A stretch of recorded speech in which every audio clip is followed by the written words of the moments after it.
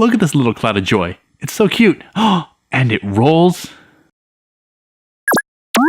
Earlier this week, we got a good look at the new Pokemon Sword and Shield games coming out this fall. Your boy's excited.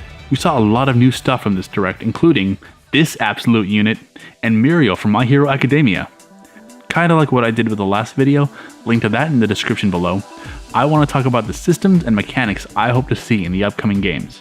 For starters, I'd like to point out that 2 of my 3 predictions have come true so far. My first prediction was to have a rival and champion more integrated into the narrative.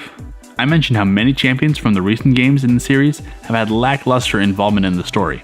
You meet Diantha at the beginning of XY and we learn that she's an actress. And then at the end of the game, you fight your way through the Elite Four and she's just kinda there. I suggested that the rival is the champion at the start of the game and they constantly test you like a mentor throughout the story.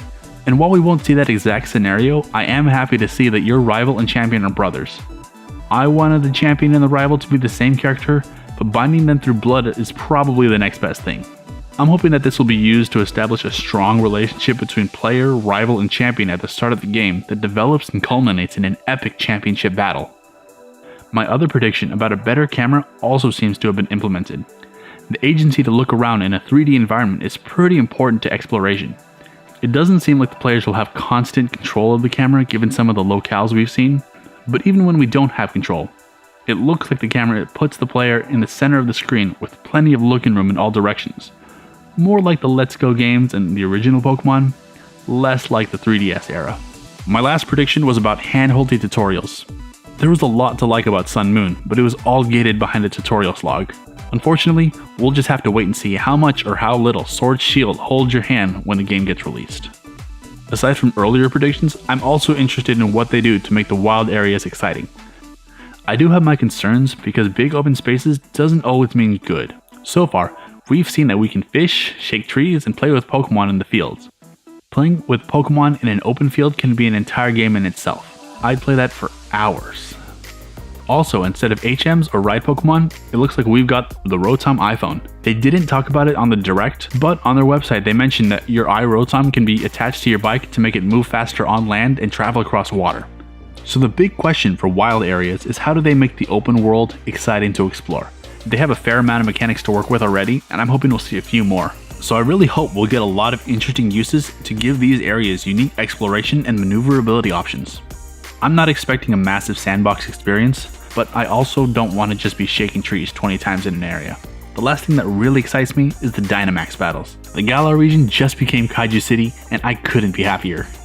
There's obviously a lot of grand spectacle to these sequences, but I really like the smaller details, like the trainer's smile when their Pokeball becomes what I assume is called a Hypermax Ball. That quick smile they give is honestly one of my favorite bits of polish from the trailer. I like when my player character smiles. Summoning Kaiju Grookey is awesome. Of course they'd have a smile on their face. If they have the same emotional reaction as me during a game moment, it adds to the relatability and immersion. I hope to see that level of care with Pokemon animation too, but since there's like a million Pokemon, I'm not holding my breath. Anyways, I'm excited for Dynamax because I think it does battle gimmick right. The big issue with Mega Evolutions and Z moves was their imbalance in the game. You can use them in any battle, often without repercussions since only a select few encounters had the same gimmick to balance the playing field. Hypermax is implemented more closely to how double battles were in Ruby Sapphire.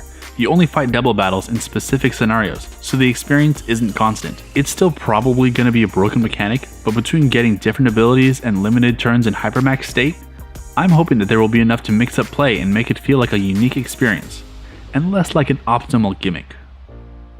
Alright, that pretty much wraps up my thoughts and hopes about what's to come in Pokemon Sword and Shield. I think there's a lot of new systems that can bring a fresh new feel to Pokemon without straying away from what Pokemon is. If you're excited about something from the Direct that I didn't talk about, let me know down in the comments or on Twitter or Instagram. Until then, I'm eagerly awaiting November. See ya!